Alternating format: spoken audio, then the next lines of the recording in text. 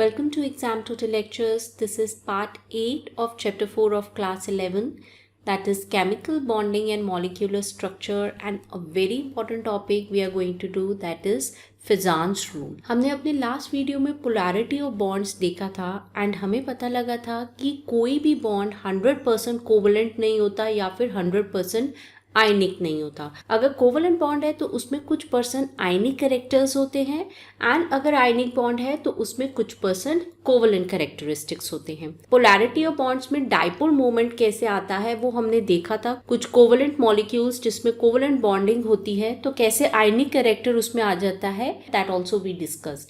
तो फेजान्स रूल जो है ये भी डिसाइड करता है रिलेटिव आयनिक या कोवलेंट कैरेक्टर को इन अ मॉलिक्यूल. एक आयनिक बॉन्ड में जो पार्शियल कोवलेंट कैरेक्टर आता है उसके लिए कुछ रूल्स दिए गए और डिस्कशन किया गया इन रूल्स के through, that is Fajans rule. जिन्होंने ये रूल्स दिए थे they were formulated by Kazimierz Fajans in 1923, a Polish American physical chemist. इन्होंने देखा था कि कुछ आयनिक बॉन्ड्स जो होते हैं they have a partial covalent characteristics. Ionic bonds को इन्होंने एक्स-रे क्रिस्टलोग्राफी से स्टडी किया था. तो then he formulated few rules. So Fajans rule basically 3 factors पे डिपेंड करता है एंड वो 3 फैक्टर्स हैं. एक तो मैटर करता है साइज क्या है ऑफ आयन, ठीक है, बिकॉज आयनिक बॉन्ड है, कैटायन और एनायन का बना है. कैटायन का क्या साइज है, आयन का क्या साइज है, उस पर ये डिपेंड करता है. अब कैसे डिपेंड करता है विल सी इट. सेकेंड है कि कितना ज़्यादा चार्ज है एक कैटायन के ऊपर, charge of cation. And third होता है इलेक्ट्रॉनिक कॉन्फ़िगरेशन. 3 रूल्स हैं या 3 पोस्टुलेट्स हैं फेजान्स के एंड इन तीनों फैक्टर्स पे वो डिपेंड करते हैं. साइज ऑफ आयन की बात करते हैं, सेकेंड रूल में चार्ज ऑफ कैटायन की बात करते हैं, थर्ड में इलेक्ट्रॉनिक कॉन्फ़िगरेशन की बात करते हैं. सो let's see the rules. Rule number 1, rule number 2 and 3. Rule number 1 है साइज ऑफ आयन पे जो डिपेंड करता है. वो कहता है स्मॉलर, जितना छोटा साइज होगा, smaller the size of cation यानी कि positive ion, larger the size of anion, उतना ज़्यादा the greater the covalent character of an ionic bond. So Fajans ने जब आयनिक बॉन्ड्स को एक्स-रे क्रिस्टलोग्राफी से देखा, कुछ एग्जाम्पल्स हम डिस्कस करेंगे आगे, तो उन्होंने ये देखा कि जितना छोटा साइज होगा एक कैटायन का, कैटायन यानी कि पॉजिटिव जो है वो जितना छोटा होगा, जितना बड़ा होगा नेगेटिव एनायन, उतना ज़्यादा कोवलेंट कैरेक्टर होगा. अब यहाँ पे ये बात आती है कि कोवलेंट कैरेक्टर क्या मतलब हुआ. कोवलेंट कैरेक्टर होता है शेयरिंग ऑफ इलेक्ट्रॉन. चाहे इलेक्ट्रॉन एनायंस के पास है लेकिन पॉजिटिव आयन भी कुछ शेयर कर रहा है, ठीक है. कोवलेंट कैरेक्टर कहाँ से आता है, शेयरिंग ऑफ इलेक्ट्रॉन से. So basically what we are talking about, cation तो पॉजिटिव है, आयनिक बॉन्ड में वो ट्रांसफर कर देता है इलेक्ट्रॉन, लेकिन फिर भी हम उसकी शेयरिंग की बात कर रहे हैं. यानी कि we are talking about the polarising power of cation. Polarising power of cation क्या है कि एबिलिटी क्या है कैटायन की कि वो अपनी तरफ इलेक्ट्रॉन क्लाउड को अपनी तरफ अट्रैक्ट करे. जैसे कि एक पॉजिटिव आयन है और नेगेटिव आयन है, किस तरह से वो अपनी तरफ अट्रैक्ट कर रहा है इलेक्ट्रॉन क्लाउड को, ठीक है. वो उतना ज़्यादा, जितना ज़्यादा पोलराइजिंग होगा वो उतना ज़्यादा अपनी तरफ खींचेगा इलेक्ट्रॉन क्लाउड को. एंड वो डिपेंड करता है साइज पे. जितना छोटा जो पॉजिटिव आयन है जितना छोटा होगा, जितना ज़्यादा छोटा होगा वो उतना ज़्यादा इलेक्ट्रॉन क्लाउड को अपनी तरफ खींचेगा. अब रीज़न क्या है कि जितना ज़्यादा छोटा कैटायन होगा यानी कि कॉन्सेंट्रेशन जो होगा पॉजिटिव चार्ज का, ठीक है, स्मॉल साइज की वजह से, स्मॉल साइज ऑफ कैटायन, तो उतने ही छोटे से साइज में जो पॉजिटिव चार्ज का कॉन्सेंट्रेशन जो होगा वो ज़्यादा होगा. इट विल बी ग्रेटर, ज़्यादा स्ट्रांगली अपनी तरफ इलेक्ट्रॉन क्लाउड को खींच सकता है. बिकॉज इलेक्ट्रॉन क्लाउड क्या है, वो नेगेटिव है. इलेक्ट्रोस्टैटिक अट्रैक्शन जो है वो ज़्यादा हो जाता है, पॉजिटिव नेगेटिव का अट्रैक्शन. तो जिसकी वजह से कोवलेंट बॉन्ड फॉर्मेशन होती है, यानी कि कोवलेंट कैरेक्टरिस्टिक आते हैं। कोवलेंट कैरेक्टरिस्टिक में क्या होता है, शेयरिंग होती है, ठीक है। तो इलेक्ट्रॉन क्लाउड को अपनी तरफ खींचना, दैट इज द शेयरिंग हो रही है। सो फर्स्ट रूल बेसिकली बात करता है साइज की।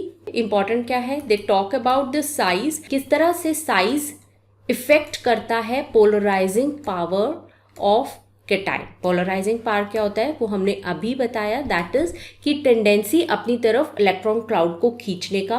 बिकॉज जितना छोटा साइज होगा, चार्ज डेंसिटी आयन की ज़्यादा होगी। छोटे से साइज में बहुत सारा कॉन्सेंट्रेशन है, डेंसिटी ऑफ चार्ज ज़्यादा है, जिसकी वजह से पोलराइजिंग पावर कैटायन की बढ़ जाती है, वो ज़्यादा अपनी तरफ खींचता है इलेक्ट्रॉन क्लाउड को।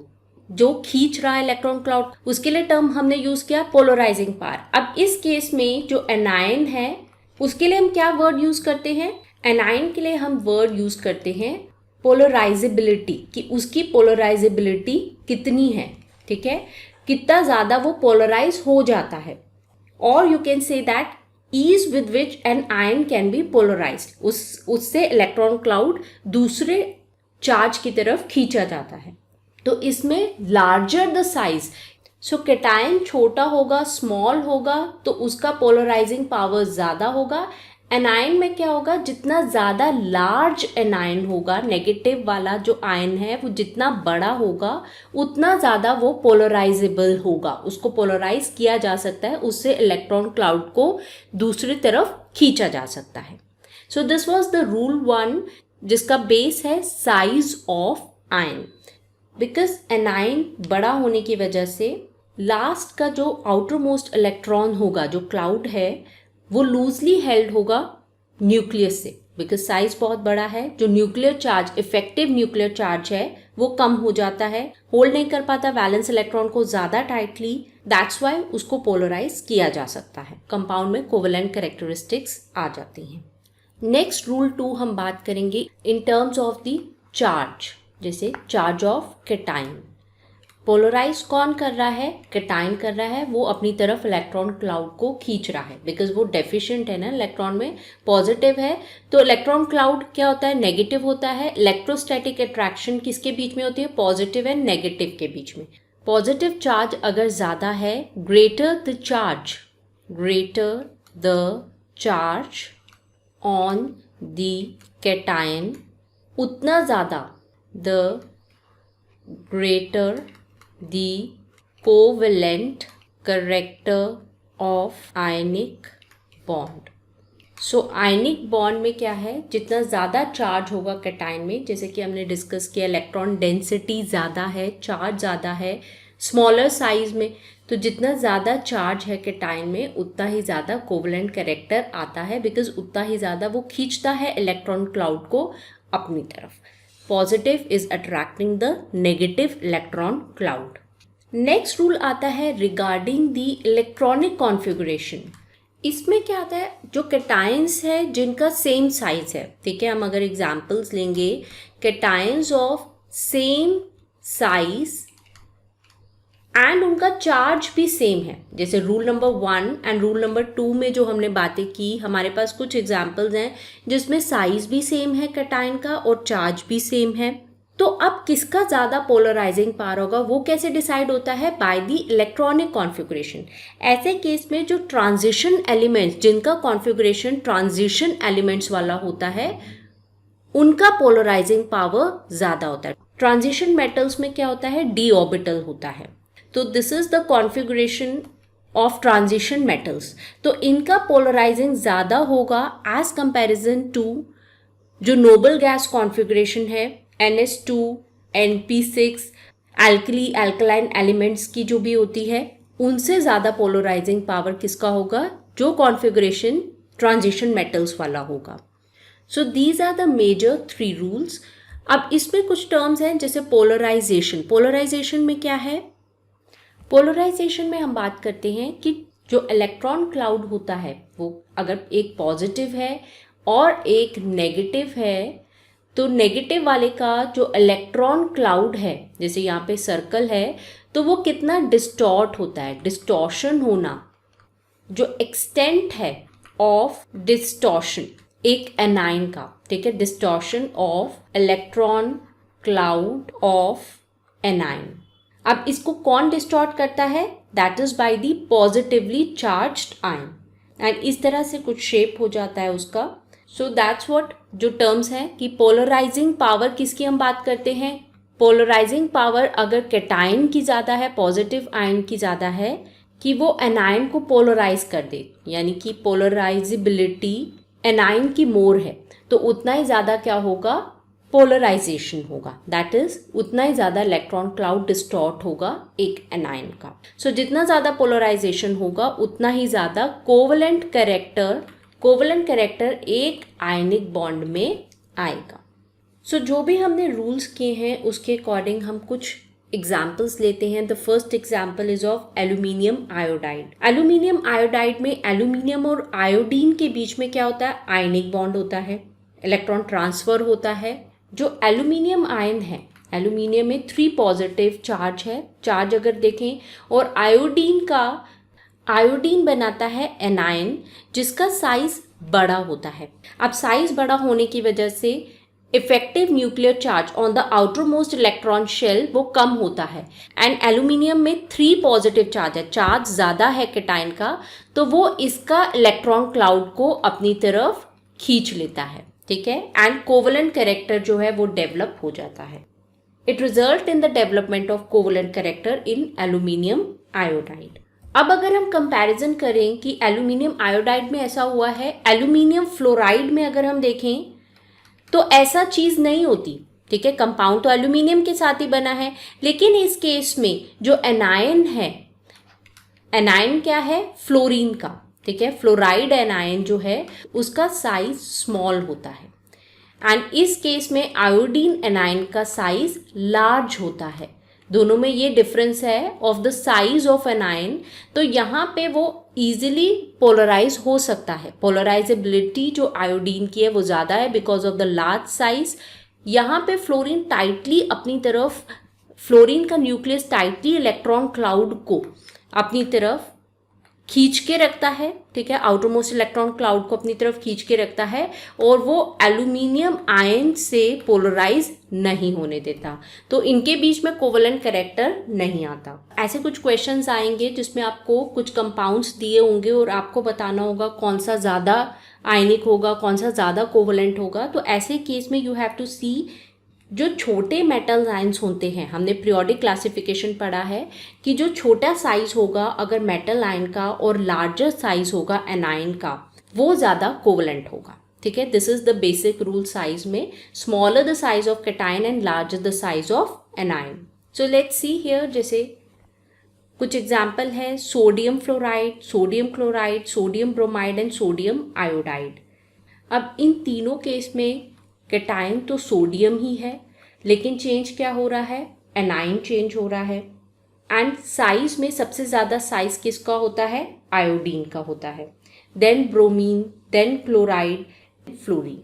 तो जो ऑर्डर रहेगा that will be sodium iodide is more covalent, उसमें ज़्यादा कोवलेंट कैरेक्टर होगा, then sodium bromide, and then sodium chloride, and then sodium fluoride. तो यहाँ पे साइज ऑफ एनायन मैटर किया है।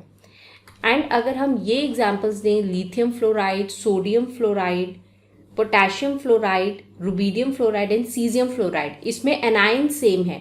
अब यहाँ पे क्या मैटर करेगा, क्या साइज है कैटायन का।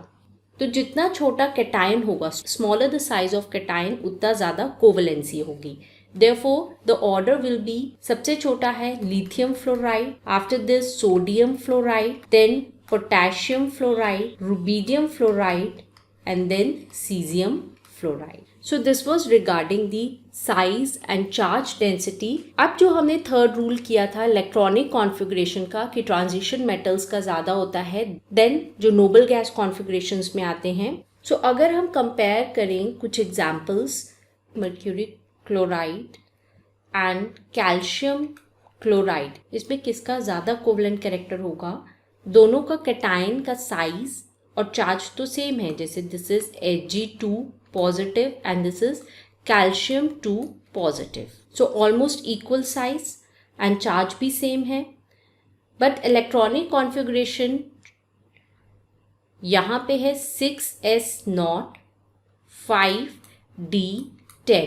अब यहाँ d orbital is fully filled, तो अगर हम ऑक्टेट रूल की बात करें तो ऑर्बिटल फुली फिल्ड है, तो स्टेबल है। एंड d ऑर्बिटल का जो शील्डिंग होता है, ठीक है, शील्डिंग क्या होता है कि इलेक्ट्रॉन को कितना बचा के रखना फ्रॉम द न्यूक्लियस, वो इतना अच्छा नहीं होता। तो इलेक्ट्रॉन ईजिली, आप इलेक्ट्रॉन को एक टाइम ईजिली इलेक्ट्रॉन को खींच सकता है because of the low shielding of d orbital. Because chloride ion ने क्या अटेन करा हुआ है, noble gas configuration, noble gas configuration. उसमें इलेक्ट्रॉन्स जो है वो टाइटली बाउंड हो जाते हैं न्यूक्लियस से, एंड इसमें लो शील्डिंग है d ऑर्बिटल की, चाहे d ऑर्बिटल फुली फिल्ड है। तो कोवलेंट कौन सा होगा ज़्यादा, जो ट्रांजिशन एलिमेंट्स है जिसमें d ऑर्बिटल है, जो ट्रांजिशन मेटल वाला कॉन्फ़िगरेशन है जिसमें d ऑर्बिटल है। So that's all examples of the 3 rules. अगर आपको कॉन्सेप्ट समझ आया, do like the video and साथ ही शेयर करिए विद योर फ्रेंड्स। सब्सक्राइब नहीं किया चैनल को तो सब्सक्राइब कर लीजिए and don't forget to click on the bell icon. Thank you very much.